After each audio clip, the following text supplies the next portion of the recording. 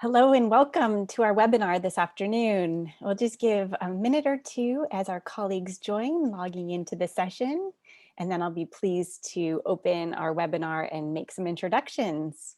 So thank you for joining, and we'll just wait for another minute or two as colleagues log into the room.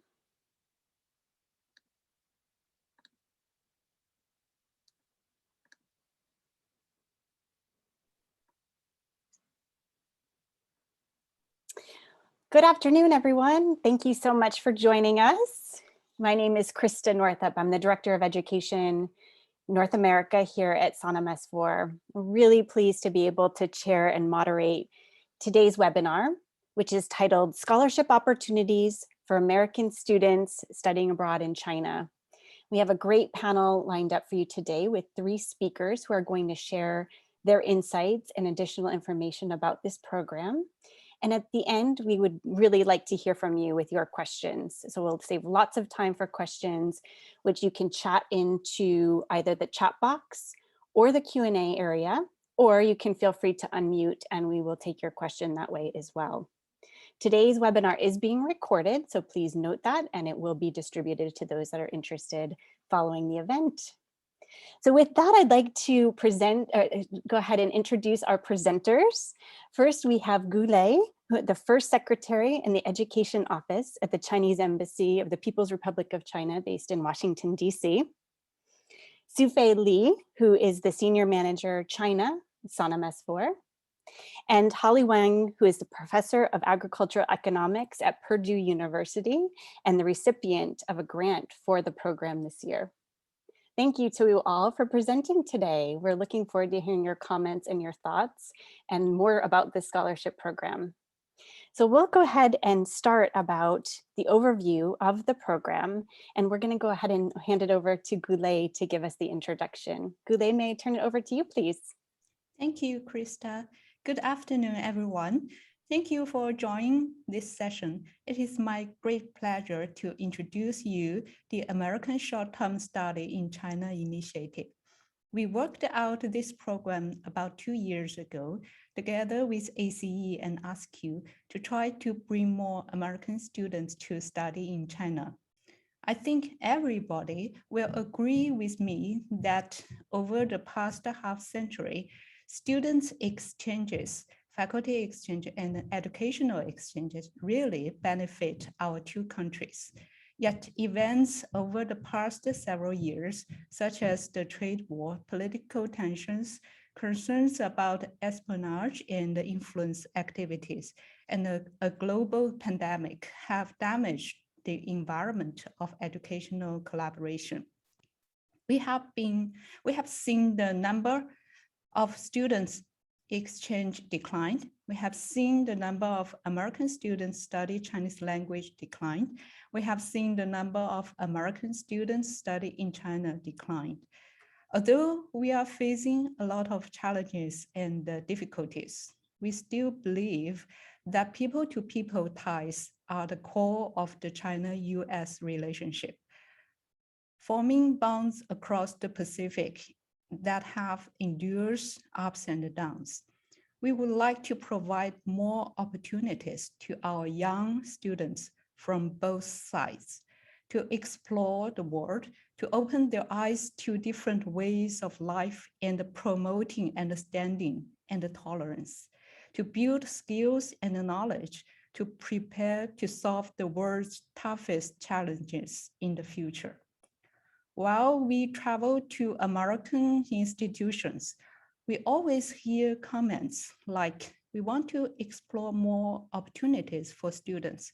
We want to do more exchanges with China. We want our students to go to China to study.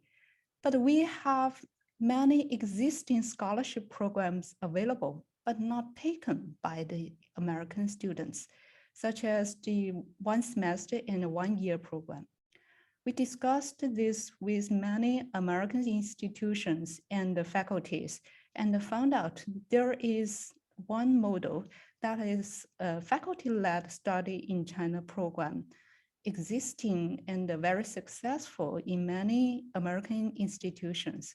but this kind of program is often run by American faculties only and no scholarship provided.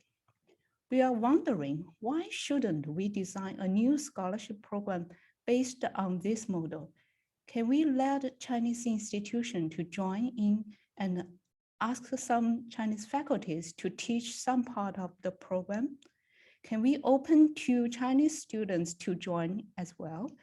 Then this kind of collaborative program will meet the requirements of Chinese scholarship programs, especially for the short-term credit scholarship program. So finally, we came out this brand new scholarship program, which is co-designed and co-taught by the American institution and the Chinese partner institution. Program must be offered for academic credit that is recognized by the American university. And also this program can be as short as 4 weeks and no longer than 1 academic year. This program should have 6 to 30 registered students. We checked with a lot of American and Chinese institutions, and we immediately get positive responses. So we are very glad to launch this program now with the support of Sanam S4. Special thanks to Sufei and her team.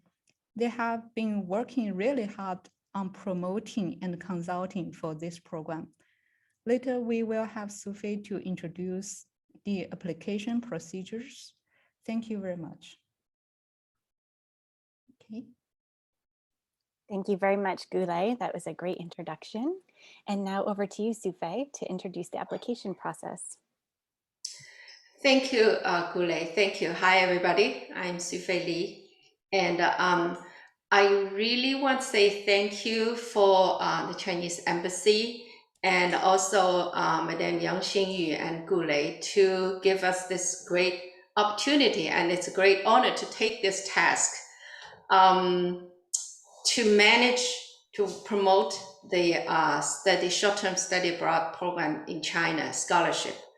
I actually started 2 years ago involving in the original designing of the scholarship. So I have firsthand experiences working with our institutions. The great thing is this is open to all the American institutions.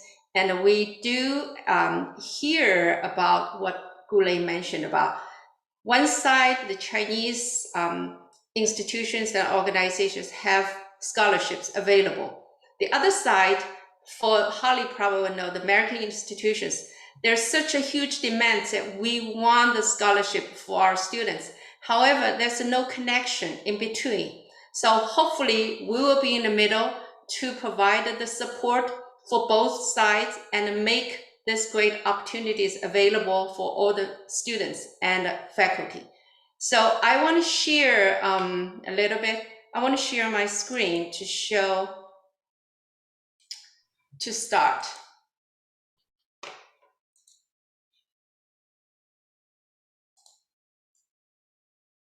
Okay. First, welcome to this webinar, and thanks for I know the people attending or showing a great interest.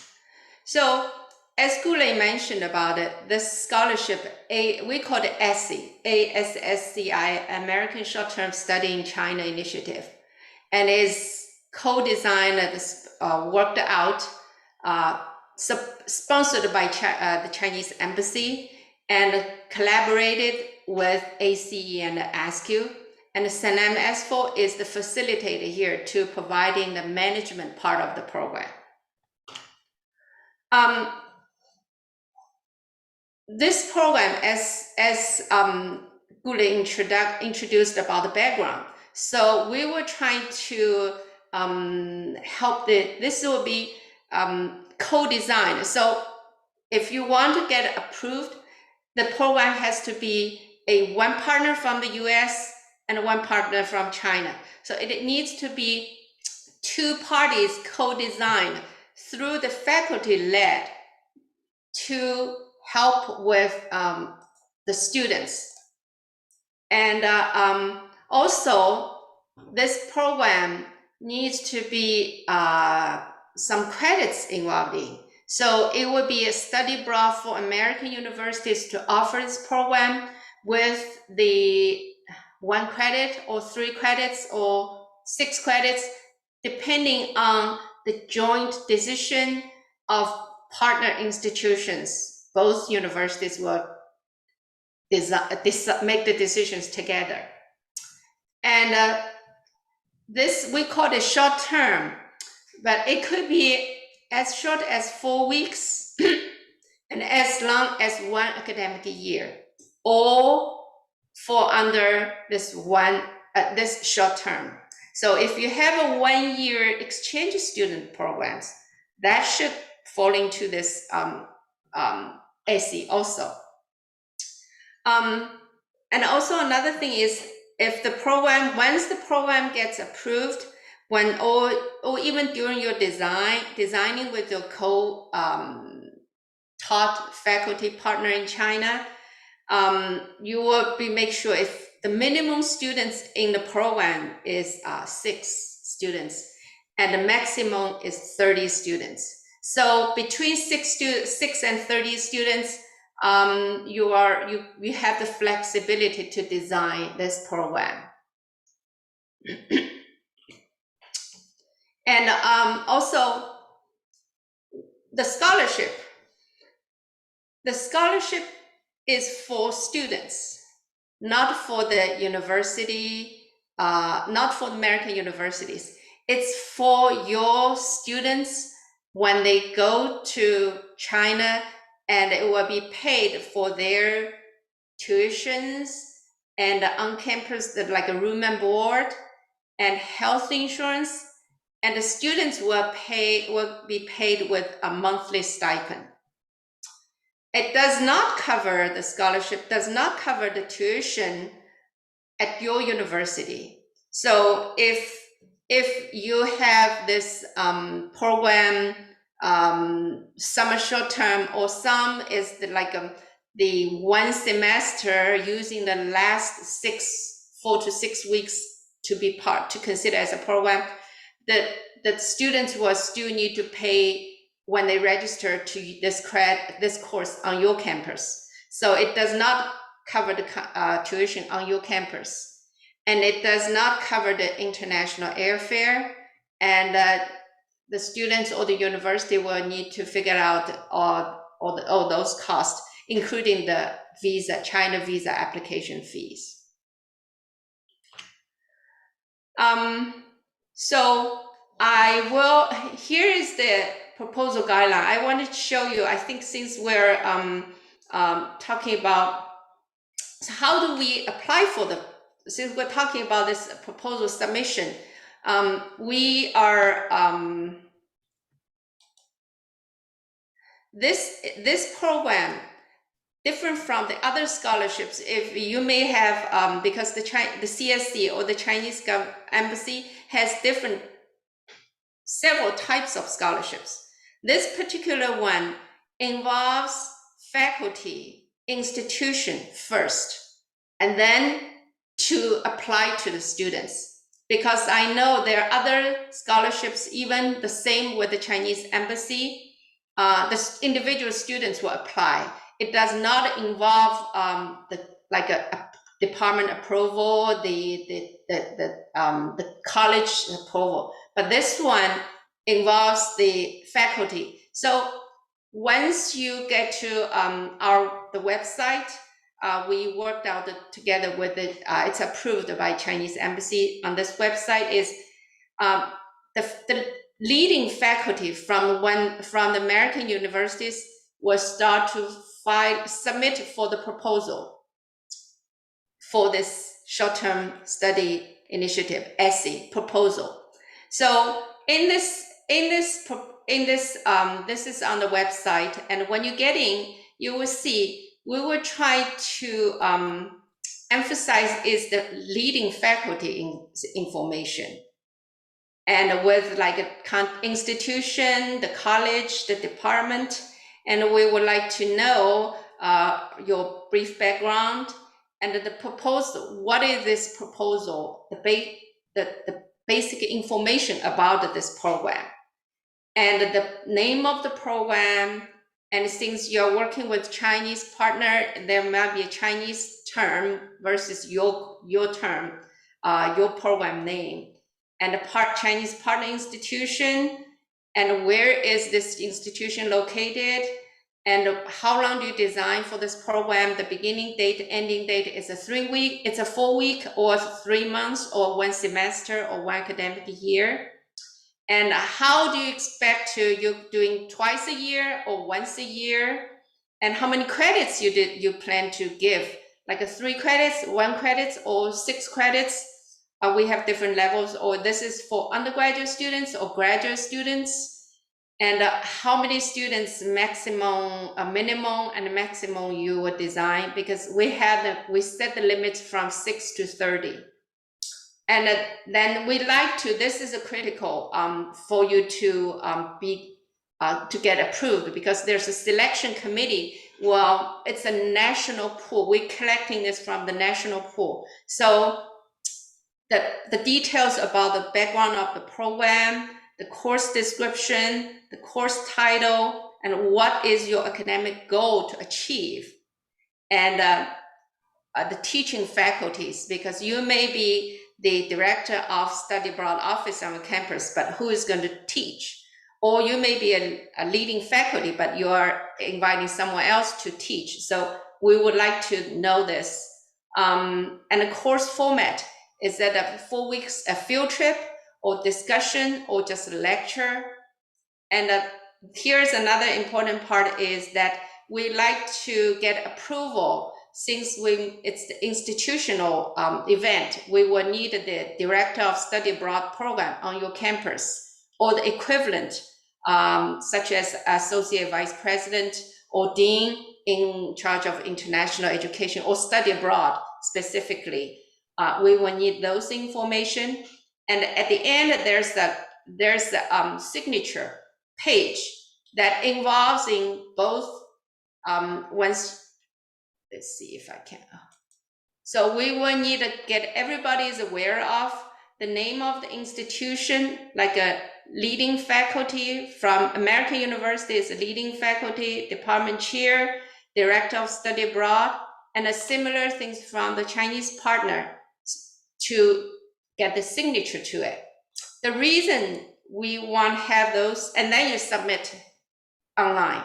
The reason is we want to have the whole campus involved in the study abroad to be aware of this program, to provide the support to the program. So that's how we designed it and worked out with this the embassy people. And it's the whole process. Then once we collect all those information, it will be a selection committee to select the best qualified candidates.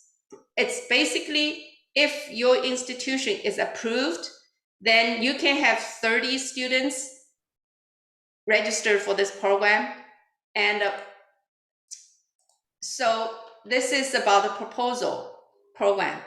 And then right now we have this deadline, October 31st. And as Gulei mentioned about, because a lot of people already have this partners in China. So as long as you can work with, agreed upon the same thing, then you can work out to submit the proposal. And so then before yes. you move on, there's a question, a clarification about the Chinese university partner. Is there an approved list, or can institutions select? That's the next one. The Chinese partner institution that needs to be approved by the CSC. So here is the one. We have this website, and if you want to know whether your partner is approved, is on the list, search the university here. And if you know the name, or if you don't know the name, if you know the location, for example, if, let's say, I think they're in Beijing, so I search in Beijing, those are all the universities in Beijing. As long as they are on this list, they are qualified to be your partner. And here's another, like Jiangsu province. Oops. Doesn't work. Let's see. Sometimes it got stuck. Never mind. Well, we'll see. So this is the website you can check. And so this is the partner institution.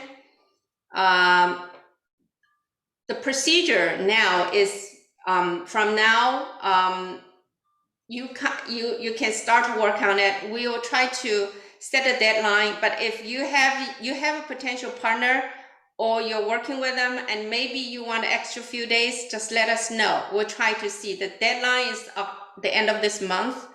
And then once we selected all the proposals, we'll work with this, the embassy will work with CSC, and we will notify you by December 1st if you get an award.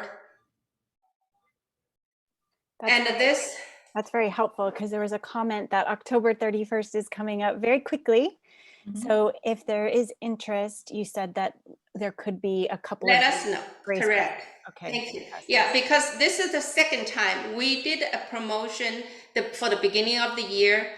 The reason is because of the pandemic impact, we tried to work out to a second round of promotion, because we want to give more time to let more institutions to know about this excellent program. And if you think you want to, if you couldn't meet the deadline, let us know. We'll see how much time you need, and we'll try to accommodate your needs. And then this review criteria, that's a very important part, and how we want, what kind of advice we want to give all the people who are interested in apply. I think once we worked out with the embassy, the background of the program is very important. I think the goal is to see whether this program is involved in the faculty's collaboration, their academic linkage for the partner institutions, their involvement of the students with the teaching faculty, and also why you want to work with this partner institutions, the historical story. So it will involve all around the evaluation of the program when the selection committee try to select who they want to pick for this. And the good thing is, once you get approved, it's probably will continue the next year or next 2 or 3 years. If there's no change for the teaching faculty, no change for the subject, then you will just automatically need to register automatically to be renewed for the second year to run this program. The students can apply to the scholarship. So, and one thing is that right now, the most popular plan for the students will be next summer, unless you have the one academic year program. And also, this is the web link. It's on the SNMS4's website. If you get into this website, everything I said above is all listed here. Is within the information and the submission. There's a proposal form, and here's the institution's qualification, qualified Chinese partners, and also here's I want to show you this international institutional request form, because I got a request from China. They have the program. They're looking for U.S. partners. And I also have a request from the US. They have the study abroad program. They're looking for Chinese partners. So if you go into the website to fill out this form, it will give us enough information to match a partner for you. So this is the purpose of this institutional partner request form. I will stop here quickly, and we have some questions, frequently asked questions. I list a couple of them, but I think a lot of things are questions here. I'll stop here and see if Holly may be able to cover some of those questions. So thank you, Krista. Thank you. Thank you I'll so just much. stop here. Yep, we do have some questions coming in, but let's go ahead and hear from Holly. And then at the end, I will read through the questions and we'll have answers to all of the questions that are coming in on the chat. Please feel free to go ahead and keep chatting in your questions and we will get through as many as we can. Holly, over to you.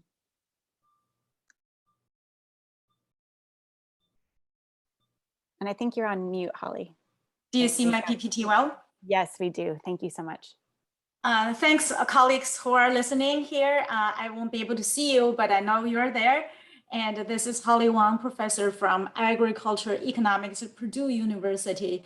I'm one of the first group of recipients for this new program. I feel very fortunate, and I extend my great appreciation to the embassy, Ms. Gu, and to Sunan S4, Ms. Lee.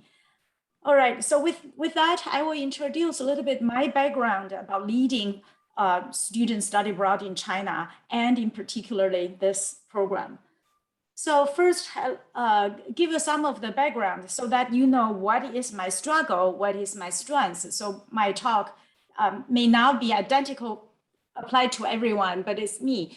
So I was exposed to study abroad quite a while ago. I became a tenured associate professor in Washington State University in 2003.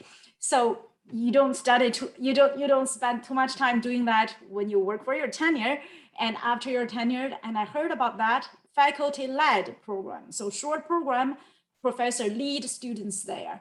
And then when I moved to my current institution in 2007, and this institution is really encouraged faculty-led study abroad program. Internally, our university provided us a grant for you to design and to subsidize the program. So I jumped into it. But for myself, here are the strengths and weaknesses related to study abroad, leading study abroad program. My strengths including I already have a broad connections. My own research program is about Chinese agriculture policies and market.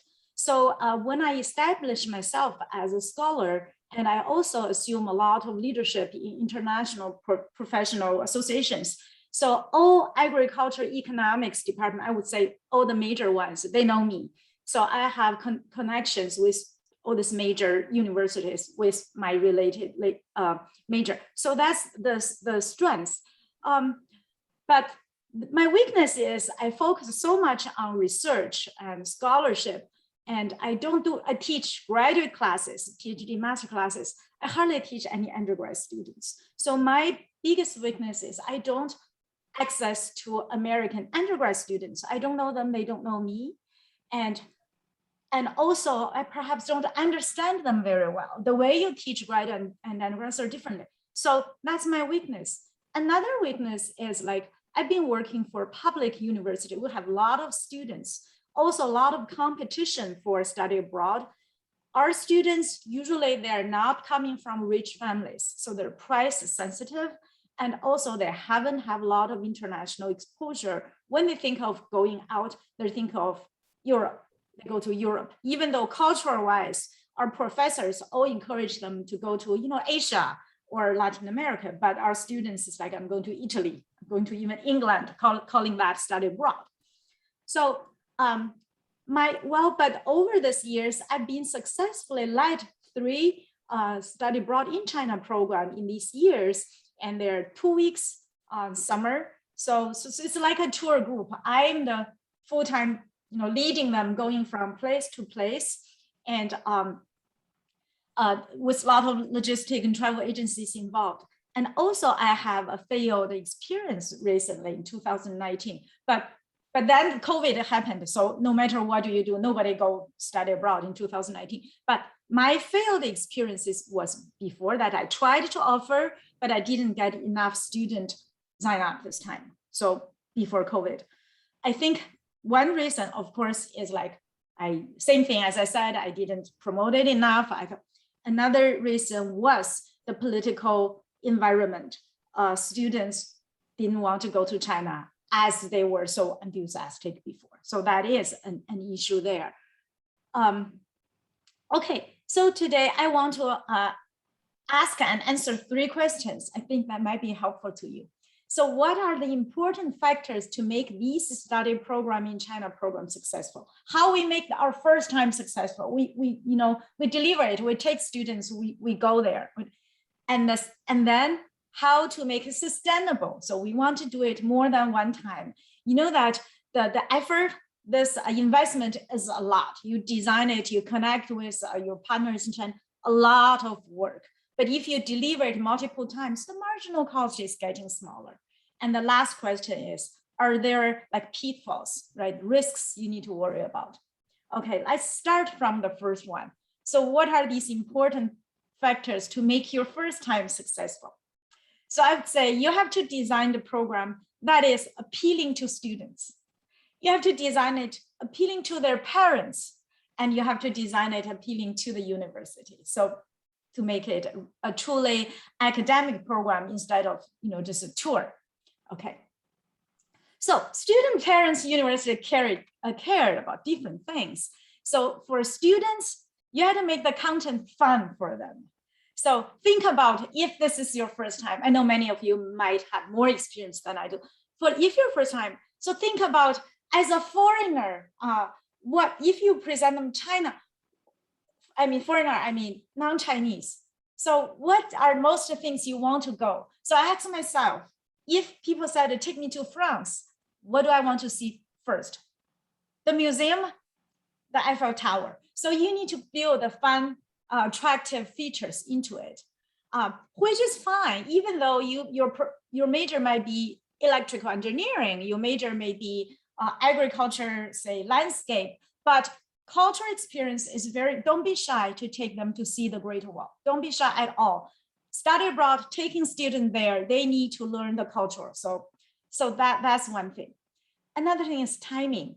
So we figure out what's good for us, not our regular semester, summer or spring break, and think about the summer. A lot of at least our students have jobs depending on that for income or internship for their future employment. So you got to avoid those.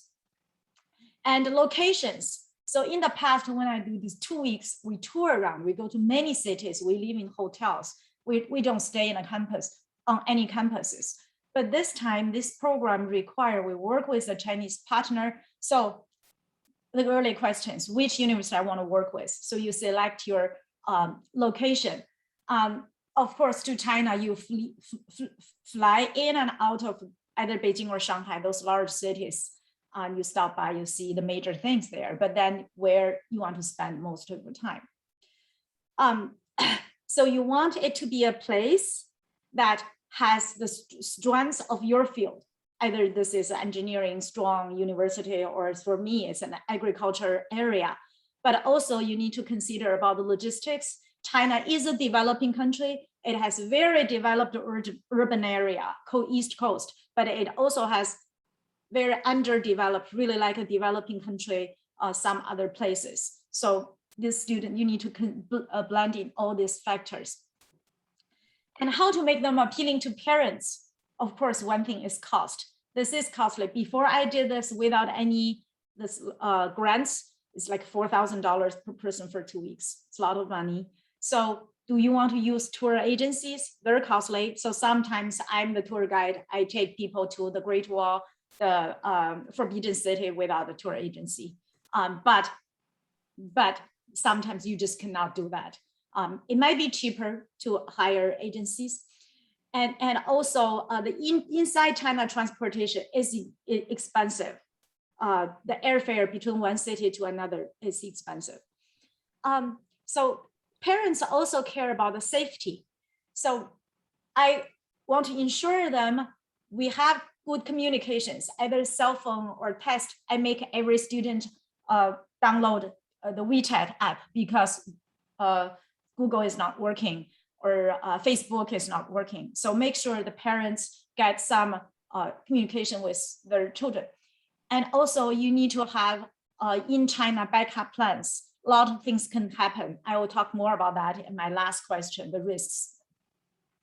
And also the faculty leader capacity. So yourself, so if you have a lot of collaborators in that host unit, that'd be great. And you have friends, that counts. If some of you, like me, is a Chinese American, even first generation, so I have relatives and friends, enlist all of the resources you may have. You may not use them, but just in case. So ensure that the parents have more trust on this. Well, former students, we all may have former students that return to China, work in China, so they are very willing to help you. So I do have one situation, my former PhD student returned to China, and even her parents came and helped us. So appealing to the university, of course, the design of the content. So you make sure this one is related to your major. Bring in this cultural, the tour thing. Don't think going to the Great Wall or the Forbidden City is just for a tour. It's not. So you can teach them the architecture, the history, the Chinese government. So all of those. International relations, the wall is really a barrier between China and the foreign intruders at that time, 1,000 years ago, right? You build all of those in. So you also bring your other resources, so do a lot of design investment before that. I'll give you an example that I have for this one.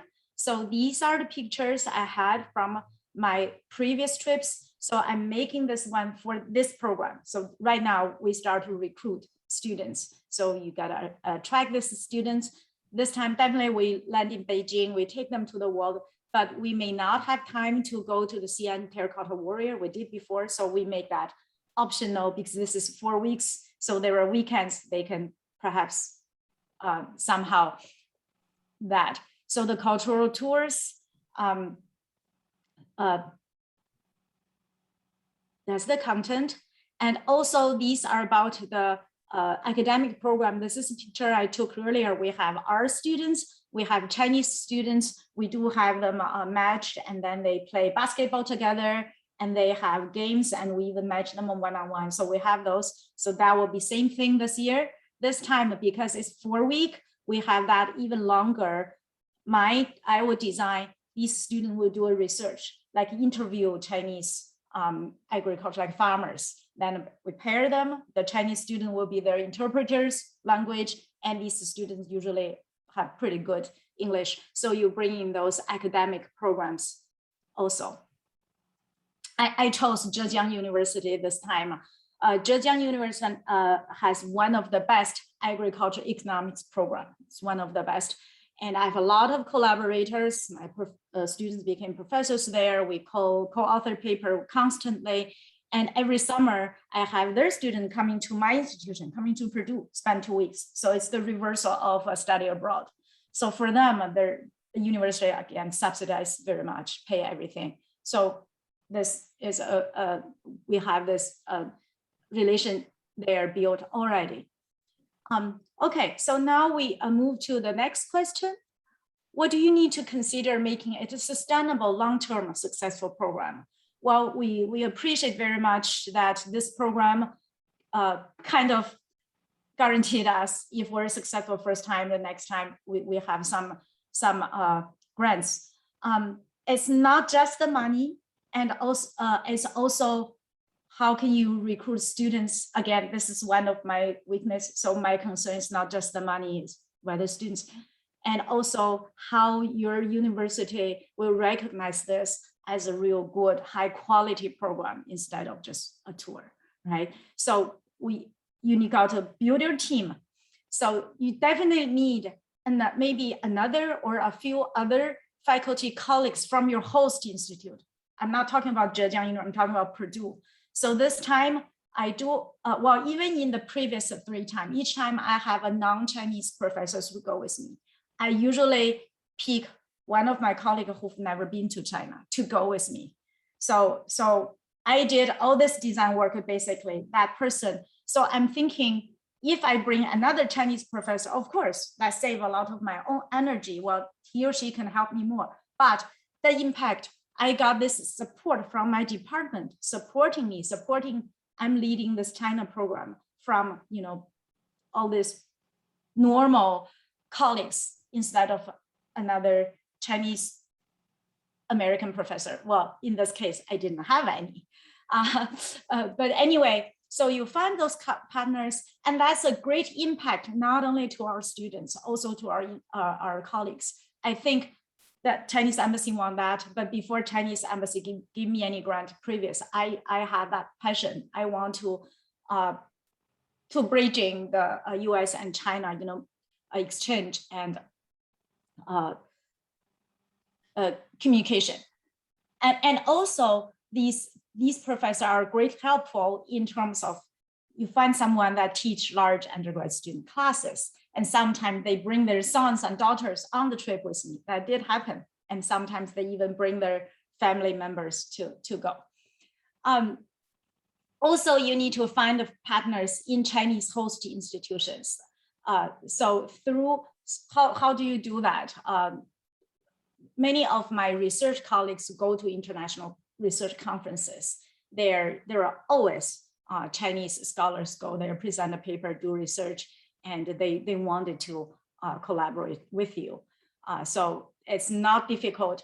And you can, in the US, you can also host a visiting scholar program. The same CSC, Chinese Scholar Commission, have that grant program to sponsor Chinese professors coming to the US. So that's also a way to build connections. They spend a year, then they will return. And also you keep your previous student alumni as your ambassadors. So here there is a YouTube program that my previous student made for me. Then they're really good. But anyway, you can watch them later. And also, let me see, the early one, you saw this one, the green box. These are the testimonies. So the previous students would say, oh, I like this program or whatever. My case, I didn't do every year previously, I lost them. So if you do it every year, so you make sure you want last year's students to give a talk to next year's student when you want to recruit. So this is my program this year. I just made it ready. I started to use it to recruit. So we're going to have call-out session. I'm going to go to large undergrad student classrooms. I'm not teaching them. I'm asking my colleagues. I go there and show student there. So this time it's 4 weeks required by the grant program. We have 2 courses. It's myself and John Lapkis is another Purdue professor. We will go together, and Xiaosheng Jin and Ray Mao are 2 Zhejiang University professors. So 4 of us will co-teach this 2 courses. We will be in Hangzhou.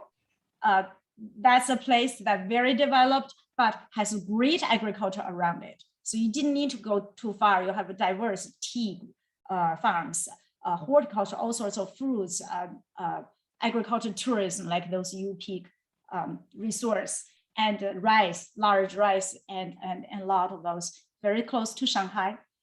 I think this is my last slide. So the last question, are there any risks you need to prepare? Yes, there are a lot of those. This is a venture, and natural risks like earthquake, like COVID. So actually 2008, I wasn't there. That my previous, I know somebody studied abroad in China, Wenchuan earthquake exactly happened. But they work with the Chinese tour agency, so they were very accommodating. So make sure students are safe and everything. Yeah, they were not at Wenchuan, but they were close by. They were in Sichuan. So things like that do happen. Yeah, COVID, I saw a question early on. Are we able to make it next May? We don't know. We really don't know right now. We can't be in quarantine for these many days, but we give the best hope. So in case by then we still cannot go, we just we just think about what to do it next year. So these are all the backup plan. We need to think, hope that worst thing won't happen, but we better be prepared, have a backup plan. There are also economic and political risks, like airfare rise. Like this year, we don't know what airfare would be. In the past, it's always less than $1,000. So in May, sometimes it's like 500, 600 US dollars round trip. But this year, we don't know. So we got to prepare for that. Political disputes, like in 2019, when the trade disputes between the two countries definitely hurt your recruiting efforts. And also there are student professors' individual health risk. I did this for 3 years already. We have students got sick. So that's why you always need, even for a small group, 2 weeks, you need 2 professors once a student was sick. So my American partner professor take the student, continue on with the travel agency. I was with that sick student somehow, but we later on catch up. It wasn't a major one. But so all of these you need to think about. Hopefully they won't happen to you, but it may happen. So with that, I will stop and I can entertain more questions. Back to you, Krista. Thank you so much, Holly. That was so useful, really helpful perspective. And we enjoyed hearing about the programs that you run as well. So thank you all for your questions that are coming in. And it seems like there's a couple of different types. We've got more specific application and program questions, which I'll save for just a moment. But I want to go back to, Holly, what you were talking about there at the end about the reality of travel right now. So Sufei, could you address, Holly spoke to this point about having backup plans, but just maybe expand a little bit more on what the likelihood is on being able to run the programs. Thank you, Krista, and thank you, Holly. I think Holly presents a very good example of how their proposal was designed, how she worked with her partner and make this proposal and got the winner, got to the winner. So that's really a very good example. And the selection committee tried to follow with all sorts of things. She mentioned all those details describing the program. So actually, I have the same question to Gule because we have some winners from early of the year, and they are starting to promote the program. And I think most of them designed a program to go around May, June, July 2022. But what is the possibility? And if in case that, actually that's also my question, that if we still couldn't go to China, what will happen to those scholarships? Are they going to be extended to another year? Or could you tell us a little bit more about that? Yeah, sure. Thank you, Sufei, and thank you, Holly. It's a very good question, and I think most of us are really concerned about the next year summer program. And now it's really difficult to tell whether we can go or not at this time. But I really hope that we can make this happen, and we will, from the embassy, we will try our best to help all the universities to make this happen. And if in case that you still cannot go, then this program will be automatically just extend to next year. So don't worry about that. And as Holly said, that we need to have a backup plan for this in case that we cannot go. So now it's really difficult to tell from our side as well. Okay. Thank you. That's very helpful. So the message being absolute intention in terms of getting the applications in and proceeding, but to be flexible, as I think everybody has over the course of COVID, and be ready with a backup plan or to pivot and potentially have a plan B in place. Thanks very much. Okay, so we have a number of very specific kind of application and programmatic questions that I'll try to go through now. The first one is about the Chinese university and the application form. So if a university has a Chinese university partner, does that mean that they do not have to complete the institutional partner request form? Can you just clarify that one, Sufei? I think if you have a partner already, and this partner is on that CSC school list, sponsored list, you don't need to request a partner, but you will still need to fill out this proposal application, because this proposal application is specifically designed for ASSCI. So when we review selecting who will get award is solely depending on what you provided for the specific. So you don't need to request another partner, but you will need to submit this proposal, including with the whole complete application. One thing I just want to emphasize is that there's no limit for each institution. If you have several faculties in different disciplines want to all apply for this from same university, the selection committee is solely based upon what the proposal is about. It's not, there's no restriction for each university. So we had a good example. We got one university, 2 proposals got accepted. And also, how many students? I saw some questions there.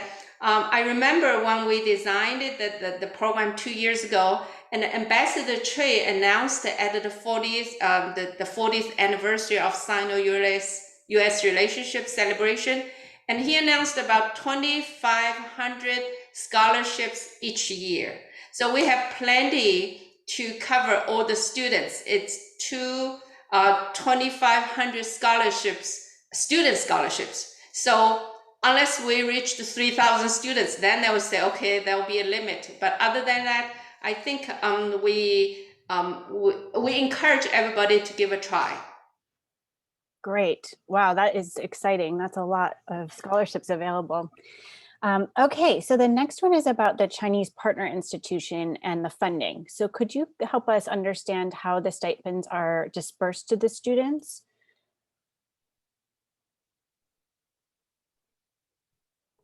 Gulei, could you explain how the institutions, how does CSC work with the Chinese part to get the money, scholarship money to the institution and to the students? I think the tuition fees, the CSC will get this money, tuition, and also the health insurance, on-campus accommodation. All this, the CSC will give the money to the Chinese partner institutions. And for the monthly stipend, this will be given to the individual students when they arrive in China. So is that clear? Yes, thank you. That's very helpful. Mm-hmm. Great. Okay, there was a comment or a question about a specific university. So we have shared the website to be able to check Chinese partners on the website that Sufei has shared. So we can put that back in the chat. And certainly if there's any other colleagues on the call that want to check their partners and have trouble with the website, please do reach out to Sufei and she can help with that question. And then this next question is about US faculty. Do US faculty have to be fluent in Chinese, or the students who plan to participate in the program? Great question. Can I just jump in? Yes, please. I'm just about to writing, but it's faster. So my this year partner, John Lopkins, I said, he took study abroad groups to China before I did. He doesn't speak Chinese. He didn't have a Chinese American partner at all. Very brave. I think once you design the program, if it's offered in English with the Chinese partners, then there's we always say Chinese, if you know the language, is preferred but not required. As long as you design a program with a partner with teaching in English, then I think that's not really a must. Okay. Okay, a couple more questions about the specifics of the funding itself. So this one is about the health insurance provided by the American institution and whether it can be covered by the scholarship. And then a second part of that question is, could it be also put towards academically relevant cultural excursions on the ground? Is that part of are those two pieces covered in the scholarship? Sufei, can I ask you to answer that?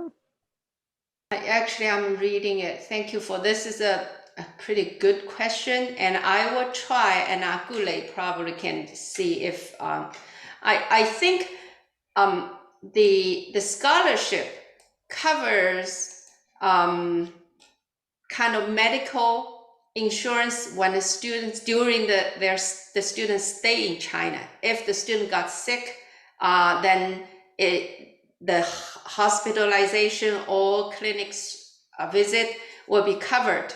But because I'm working with a lot of institutions, and a lot of parents prefer also have this sometimes AIG or international travel insurance, specifically if you are on a short term, to have this double security. And and also this kind of insurance will cover not just, it will cover the whole time you are in China. The student is in China, no matter is at a cultural excursion or it's in classroom, but it covers during the whole period of time. So I do see that a lot of students have the double coverage.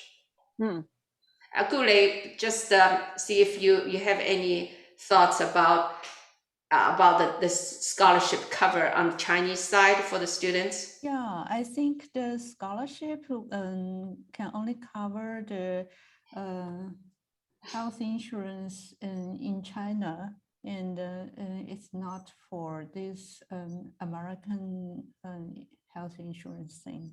So you may have a double coverage if you like, but from the Chinese side, the Chinese institution will help the American student to just have this health insurance because they have this fund. Okay. Our university require everyone buy additional, but very cheap, like $40 additional insurance. Just in case major things happened, this additional insurance will ship them back to the US, that part. And then I assume the Chinese medical insurance would cover if they have minor like incidents or sick, they can go to the Chinese hospital. So, yeah. Yes, I think that's the double coverage we usually encourage the students to get. And how about the cultural excursions? Can that be covered from the grant? The cultural excursions, you can just make it to this program so that it can be covered. Yeah. Great advice. Okay, good. And then just one further about the dorm. So on-campus accommodation as listed, does that include the meals or just the dormitory? This one I'm not sure. You need to discuss with your Chinese partner in institutions about this. Yeah, I think. Great. Okay, no problem. Thank you. I built some additional program fee to our students this year to cover the excursion. I said flying between Shanghai and maybe Xi'an or something. On the website, the information said each student received 2,000 Chinese yuan per month. I assume this one is their living expense, cover their own meals likely, but more than that, they definitely can pay something, but won't be enough. And our professors travel cost. So this should be built into the students' program fees. Great. One question, sorry, I tried to interrupt you because I think it's a lot of people were also asking is if the leading faculty goes with the students, like Holly goes with, Holly's expenses are not covered by the scholarship. However, I'm not sure it's the situation with Holly, but I know some of other institutions, when they work with the Chinese partners, the Chinese institutions should have some additional funding to, if you negotiate well, there should be some funding to cover the leading faculties, room and board. It would not be the salary paid, but it covered the expenses like a room and board and some travel expenses with the students. So that's why you need to discuss with your Chinese partners. Okay, well, I realize that we have come up to an hour. I think the panelists are all very happy to stay on for a couple more minutes to take any other questions that attendees have, but I wanted to thank everybody for those that have additional meetings the rest of the afternoon or need to go. Thank you very much for attending, and we will stay. The slides will be sent around to those that are interested, and we can send the links as well to ensure that you have the links to the application. So thank you very much for attending, and we're really excited to get your applications. Thank you. Thank you. Panelists, if you don't mind staying, we'll just see if there's any more messages that come in. There is a question about another round of scholarships in 2020. Will there be another round of this scholarship after this particular cycle? I guess so, Guli, right? For next year, right? Yes. Yes, for next year, yes. But for this year, this will be the deadline is October 31st. And Yeah. also, you can submit your application several days later. It can be accepted as well. Yeah. And also, I do receive requests from the institutions, both China and the US, looking for partners. For those, I think it'll be, because it takes a while to know your partner. Once we match it. So next, if you start working with a partner, and then you can catch up with next year's application promotion and to work out, to get to the proposal. Okay, and there was one other that I missed here about quarantine cost. Is that something that would be covered? I think that's I think because we don't, most of the programs is 4 weeks. As long as there's a quarantine requirements, we probably will not recommend our students to go. Because a lot of times now the quarantine time in China is about 3 to 4 weeks. That's the whole time of our program. So it makes no sense to have this quarantine time and then continue. So only time we try to work with the embassy and work with CSC, especially when we work with the Chinese institutions, we will make sure, unless you have a one academic year program, if it's get approved, then it's worth trying.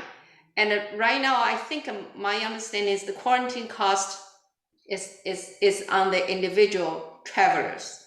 No matter so I'm not sure at this time. We haven't discussed about this quarantine cost yet. So if you need to quarantine, then it may not worth to do that for short term, right? Right. Right. Yeah.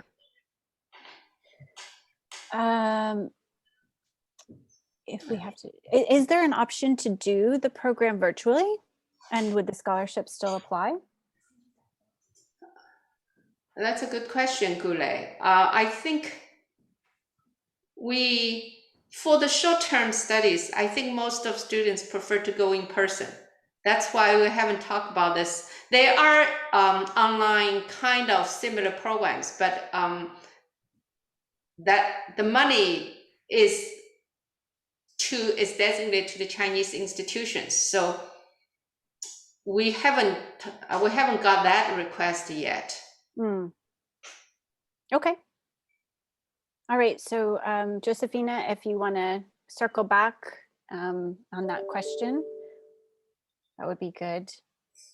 And let's see about the tuition fee for the class taught by the local faculty. So will it be covered by the host university or not? Will the tuition fee for the class taught by a local faculty be covered by the host university is the question.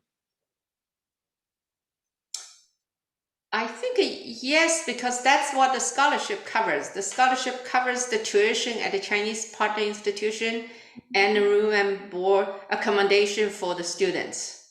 So if the program designed to be taught by the local faculty in China, the tuition there is covered. Okay, great. Does China allow foreign nationals to enter the country at this time? No. No. Okay.